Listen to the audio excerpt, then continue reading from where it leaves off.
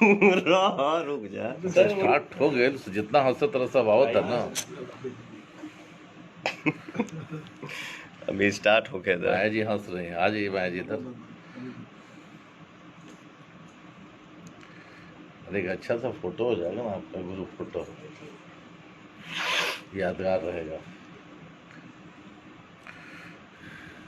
आलोक राजपूत जी, जय हो, जय छठी मैया। ऋतिक सिंह, लव यू जान, अरे हमर भाई। पवन सिंह, रवि सिंह, रजनीश कुमार जी, राजीव कुमार पांडे, सबके प्रणाम। आज सोचनी है कि हम लाइव आके आप सबसे आशीर्वाद ली। आज अपन गांव बहुत याद आवता। हमके का हर केहू के इच्छा रहेला कि कोनो भी पर्व त्योहार में अपने गाँव में रहीं, अपने परिवार के साथे। हाँ लेकिन चली कोनो बात ना, आज आप लोगन के ही आशीर्वाद से आदमी देश दुनिया घूम रहल बा। आज लंदन में हमार 3 फिल्म के शूटिंग चल रहल बा और यसी फिल्म्स के बैनर तले हम लोग फिल्म में काम कर रहल बानी जा।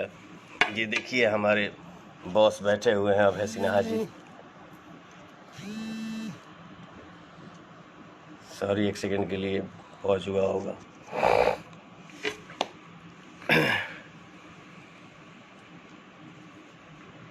उमा सिंह, जानवी सिंह जी, दीप रतन, सबके प्रणाम, सबके प्रणाम। जे जहाँ बा श्रद्धा से पूजा करे के बा, पूजा में भाव होके।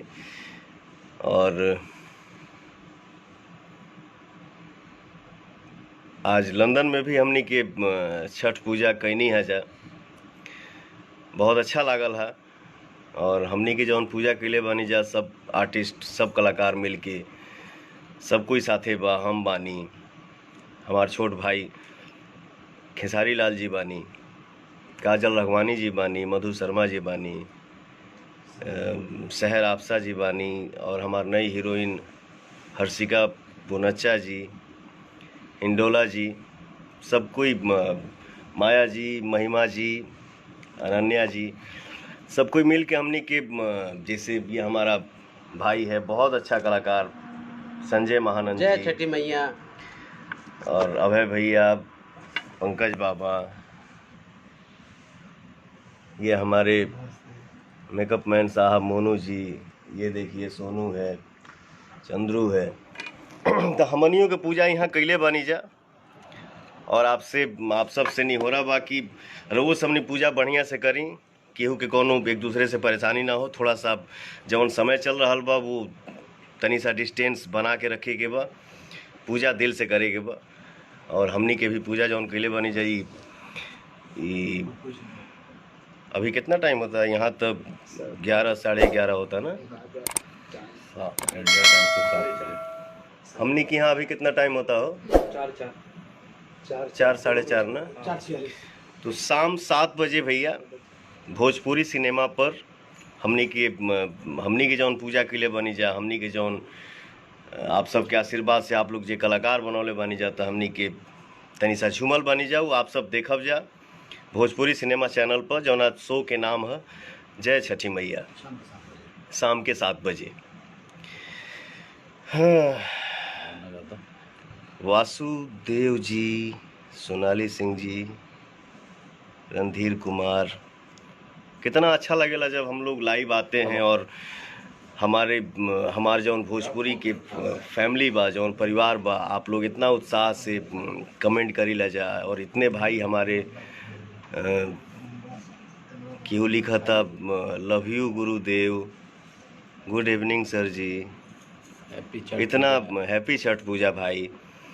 इतना श्रद्धा से आप लोग उमंग में आके इतना सारा प्यार जो आप लोग बरसाते हैं, तो दुनिया के आदमी किसी भी कोने में रहता है तो सीना हमेशा चौड़ा रहेला। ये देखिए माया जी हैं, हमारी माँ का रोल कर रही हैं, बहुत अच्छा काम करीला यहाँ के, बहुत अच्छा आर्टिस्ट हैं। आप भी कुछ बात करी। प्रणाम सब लोगन के। हम लोग यहाँ लंदन में छठ मनैले हैं, तो आज शाम 7 बजे आई भोजपुरी सिनेमा में। भोजपुरी सिनेमा चैनल पे शो के नाम है जय छठी मैया। आइए हमारे संजय भाई से आप लोग बात करिए। प्रणाम आप सबको। और हम सब यहाँ प्रदेश में हैं, लेकिन अपने देश को और अपने देश की संस्कृति को आज बहुत मिस कर रहे हैं। और बड़ी खुशी की बात यह है कि हम जिस घर में शूटिंग कर रहे हैं, यह घर भी एक बिहारवासी, एक हमारे अपने भाइयों की घर है। तो यहाँ आकर हम जब देखें कि यहाँ घर में छठ मनाया जा रहा है प्रदेश में, लंदन में, तो सच कहें हमारी खुशी दुगनी हो गई। और इससे एक बात, तो हमारी फिल्म में एक डायलॉग है, वो एकदम रिलेट करता है कि देश बदलने से संस्कार ना बदले के चाहिए, वाह, और आहार बदले से विचार ना बदले के चाहिए। जियो मेरा तो भाई। वो बात के माने प्रमाण आज हमरा के माने ये घर में देखे के मिला था। तो ये बहुत अद्भुत अनुभव हमरा लगे भैया। जय छठी मैया। जय छठ मैया। बात जो हमारा भाई बोला बहुत बहुत सुंदर, अद्भुत, एकदम आनंद आ गई। ये देखिए हमने कि कहाँ शूट कर रहा बनी जा लंदन में। ही प्यारा सा एक घर बा। और जो भाई ने मेरा बोला, मैं आप सबको लाइव दिखा रहा हूँ कि इस लंदन में भी हमनी के शूटिंग कर रहा बानी। घर हमारे बिहार के ही परिवार के हैं, मोतिहारी, पटना, रांची से यहाँ सब रिलेटेड बानी जा। तो हम आप लोगों को दिखा रहे हैं कि पूजा कितना अच्छा भाव से यहाँ हो रहा बा।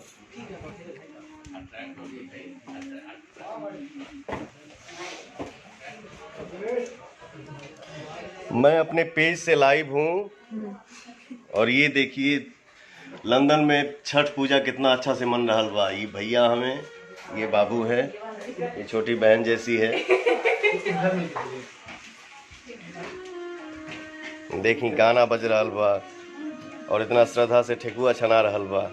आप सब भी तनी प्रणाम कर ली, हम लाइव बानी। शारदा सिन्हा जी के गीत सुन के यहाँ पूजा पाठ के तैयारी हो रहा बा। ये हम लोगों के लिए कितना सौभाग्य की बात है। जय छठी मैया।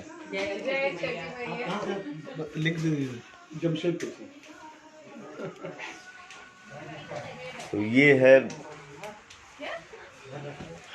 दुनिया के किसी भी कोने में हम लोग जाते हैं और ऐसा हो ये नहीं कह सकत कि यूपी, बिहार, झारखंड के हमार भाई ना मिले, हमार बहन ना मिले, हमारा परिवार का कोई सदस्य ना मिले। ये हम लोगों का सौभाग्य है। कहीं भी हम लोग जाते हैं अपन भाषा सुने के मिल जाला।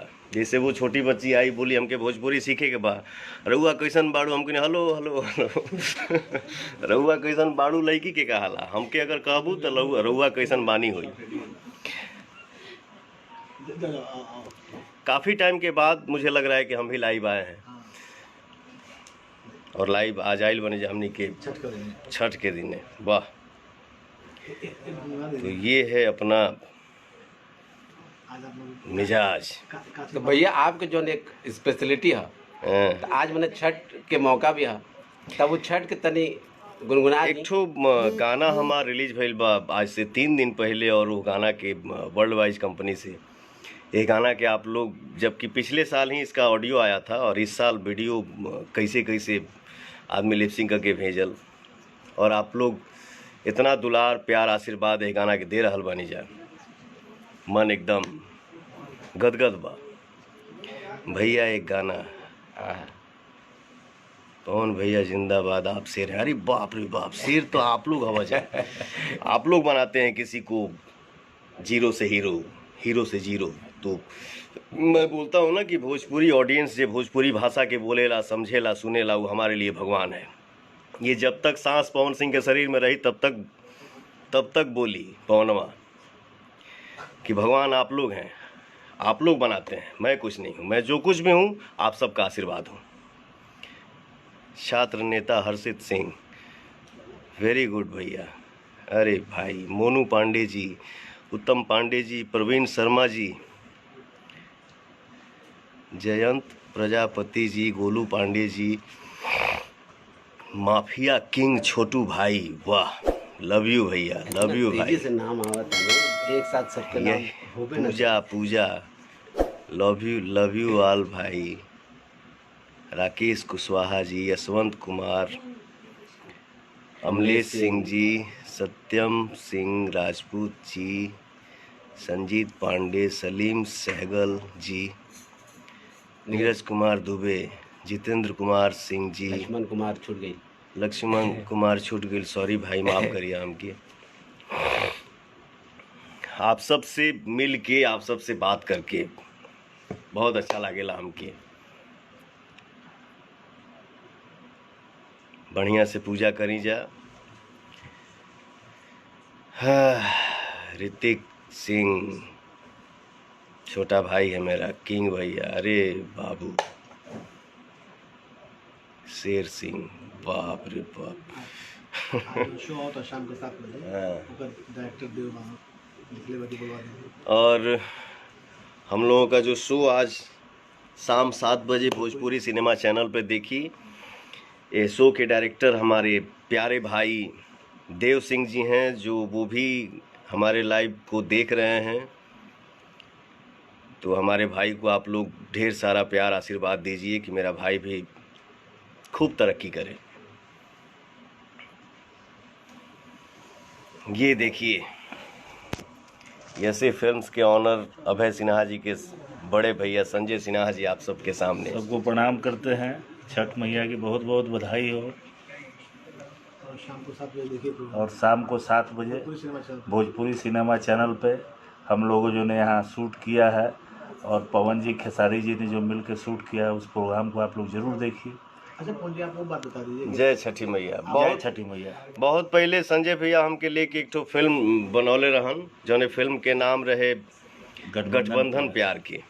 आपने एक इंग्लिश को अलग भी दिया, अंग्रेजन को अलग भी दिया है यहाँ पे ना। हाँ, वो शो में आएगा। शो में ये सब भी दिखेगा। अंग्रेज लोग भी एकदम हम पानी गिरौले बनी, और वहाँ के कलसुप से अपन माथा टेकले बड़ी। ये सब एकदम भोजपुरी दुनिया में गड़गड़ा रहल बा, एकदम धड़धड़ा जाएगा बा।